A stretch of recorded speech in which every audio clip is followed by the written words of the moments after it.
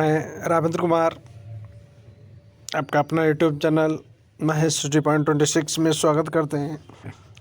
साथियों, जैसा कि हमने प्रीवियस लेक्चर में अभी देखा है कि इसके प्रोनाउंस क्या हैं, इनके पार्ट्स, उसके बारे में डिस्कस किया था। इसके कुछ रूल्स हमने डिस्कस किए थे।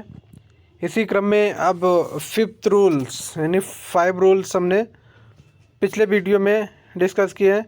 अब जो हमारा अब नेक्स्ट यानी 6 रूल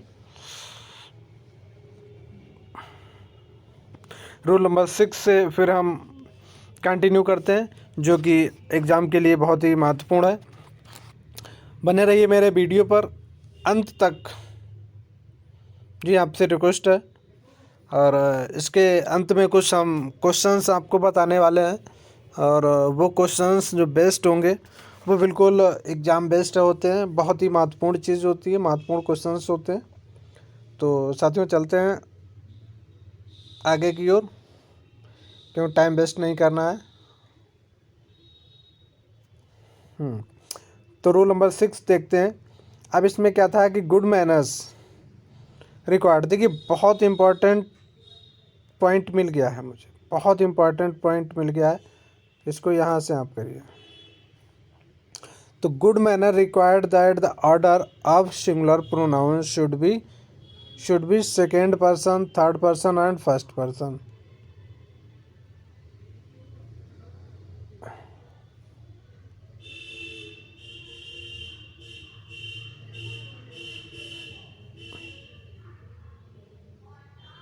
यहाँ पर क्या कह रहा है कि गुड मैनर्स, अगर कोई भी चीज़ पॉजिटिव थिंकिंग की होती है तो उस जो प्रोनाउंस आ जाते हैं, कभी कभी एक सेंटेंस में तीनों प्रोनाउंस मेंशन दिए होते हैं, तो उनमें क्या करना है कि सबसे पहले सेकेंड पर्सन, फिर थर्ड पर्सन और फिर फर्स्ट पर्सन, यानी 231 231 ये जो है हमारा गुड मैनर्स में आता है। गुड मैनर्स में जो प्रोनाउंस सेटल करना होते हैं, तो वो ये हमारे गुड मैनर्स के होते हैं, और इनको हम गुड मैनर में इनका यूज़ करते हैं। आप क्या करते हैं, तो कोई भी अगर सेंटेंसेस दिया है तो उसमें क्या हम करेंगे, सेकेंड थर्ड फर्स्ट कर देंगे। अगर सेंटेंस में बैड मैनर्स आ रहा और but in plural, we is use before you and they after you. ठीक है, समझ में आया। अब यहाँ पे कह रहा है कि what in plural we, plural form में we are use before you and they after you, यानी 1 2 3। 1 2 3 कब यूज होगा, जब हमारा कोई भी चीज़ बैड सेंस में होगा, यानी निगेटिव वे में होगा। The latter order also the observe whole referencing to unpleasant act। For examples, जैसे अनप्लीजेंट जो फैक्ट होंगे इनमें हम इसका यूज़ करेंगे। जैसे I and you will attend her wedding tomorrow. देखिए, तो ये हमारा जो है पॉजिटिव वे में है, पॉजिटिव में है। क्या है कि I and you will attend, I and you will attend her wedding tomorrow। तो ये एक पॉजिटिव की बात है, पॉजिटिव बात में, इसलिए 2 3 1 यानी अगर 3 नहीं दिया है, यानी थर्ड पर्सन नहीं दिया है, तो सेकेंड और फर्स्ट पर्सन हो जाएगा, हमारा सीक्वेंस में लगा देंगे। ठीक है। इसके बाद है कि he and you will share the mangoes। तो यूज यू एंड ही, वाले फर्स्ट पर्सन नहीं है तो फिर सेकेंड और थर्ड, वो क्रम में अगर जो चीज़ यहाँ पर मिस हो रही है, ड्रॉप हो रही है, तो उसको हम ड्रॉप करके आगे का कंटिन्यू कर लेंगे।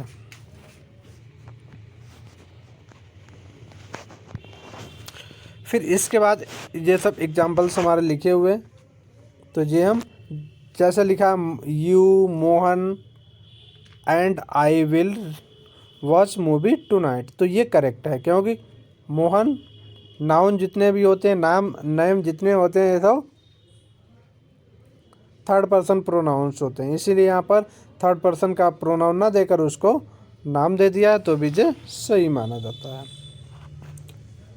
You and I will be punished, तो ये बेड में आया है, अब बेड में आएगा तो क्या होता है 1 2 3, तो unpleasant act use I and you, तो यहाँ पर आई को पहले आएगा और यू बाद में आएगा, क्योंकि ये अनप्लीजेंट है, यानी बेड सेंस में इसका यूज़ किया गया। तो ये हमारे रूल काफ़ी इम्पॉर्टेंट होते हैं, तो इनको हमें देखना ध्यान में रखना है। रूल नंबर 8 की बात करते हैं। Use of progressive adjective, progressive case of the pronoun, तो यूज ऑफ प्रोसेसिव एडजेक्टिव और progressive case of the noun, तब इनको प्रोसेसिव एडजेक्टिव्स होते हैं, वो प्रोसेसिव केस और प्रोनाउंस को भी यूज़ में लेते हैं। जैसे when 2 subject are joined by, जब 2 सब्जेक्ट होंगे यानी 2 सब्जेक्ट होंगे ज्वाइंड होंगे किससे, as well as, other with, together with, along with, ये हैं बहुत ही इम्पोर्टेंट है, जो आप ध्यान रखें। As well as, together with, along with, and not, addict to, like, unlike, with, rather than, concept, less than, तो ये सब हैं जो हमारे हैं ये बहुत ही महत्वपूर्ण होते हैं। इनके बाद क्या होता है कि हमारा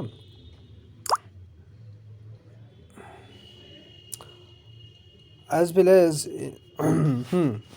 तो इनके बाद then, now, one in possessive case of the pronouns and possessive adjective in use the quadrants with the first subject, तो इनका जो आएगा वो हमारा इनके साथ जो फर्स्ट सब्जेक्ट के अकॉर्डिंग इनका हम प्रोसेसिव एडजेक्टिव का यूज़ कर लेंगे।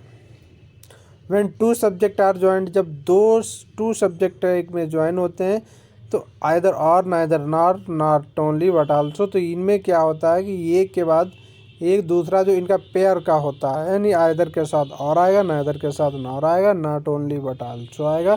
नॉट ओनली अगर पहले दिया तो बट आल्सो बाद में सेंटेंस में दिया होगा, नन बट दिया होता है, तो इनको जे फिल इन द ब्लैंक्स में कभी कभी हमारे पूछ लिए जाते हैं, तो इनको हम विशेषकर ध्यान रखना है और काफ़ी मेरे एग्जाम के लिए इम्पोर्टेंट भी माने जाते हैं।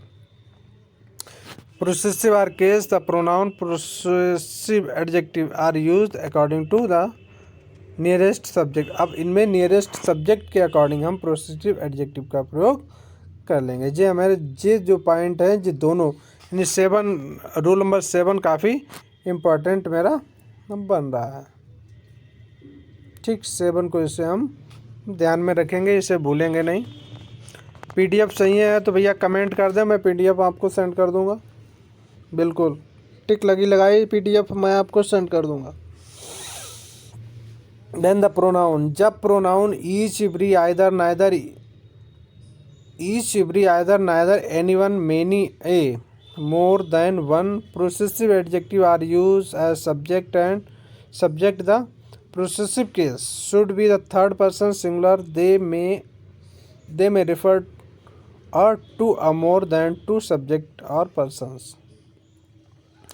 वो कह रहा है कि when the pronouns, जब pronouns each, every, either, neither, everyone, many, more than one possessive adjective हो are used as a subject, इनका जब use as a subject use होता है तब क्या होता है कि possessive case should be third person singular। तो possessive जो केस होगा, ठीक है, वो हमारा थर्ड पर्सन का आएगा। इस बात को आप समझ लें कायदे से, इसको आप कायदे से पुश करने के बाद भी आप देख सकते हैं।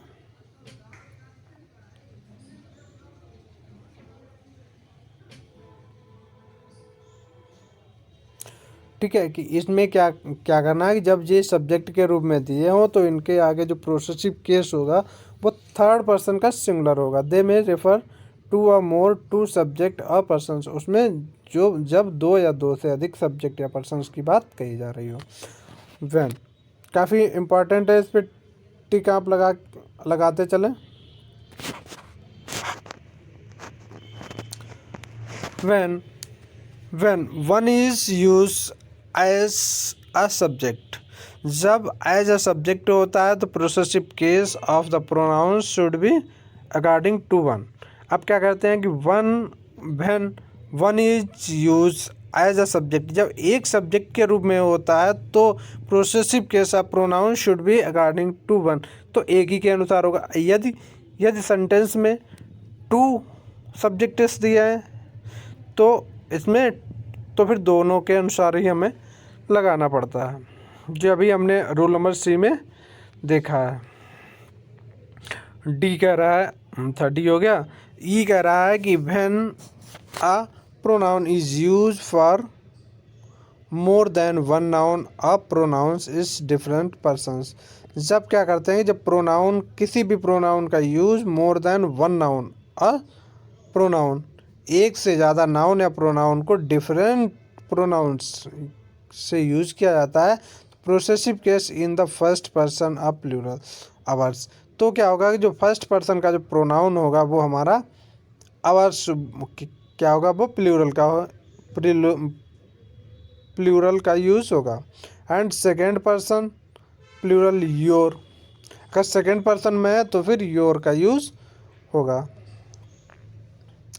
ईच बॉयज, अब यहाँ पे एग्जाम्पल्स में हम देख लेते हैं कि each boy and each teacher is required to bring their languages. अब क्या करना है कि यहाँ पर ईच बॉय की बात करते हैं, each boy and each teachers की बात करते हैं, use in his in place of their. अब यहाँ पे हिज की जगह पे देयर का प्रयोग होना है, क्योंकि each boy and each teacher required in, their की जगह पे हिज यानी थर्ड पर्सन हिज का यूज़ होगा। तो ये आपको इम्पोर्टेंट है, तो यहाँ पे आप टिक लगा सकते हैं और इसमें आप लिख सकते हैं। बाकी एक्सरसाइज जो दी हुई है इनको आप पुश करके पढ़ लें। कई सेंटेंसेस दिए हैं, इनको कायदे से आप पढ़ें। रूल नंबर 8 की बात करते हैं।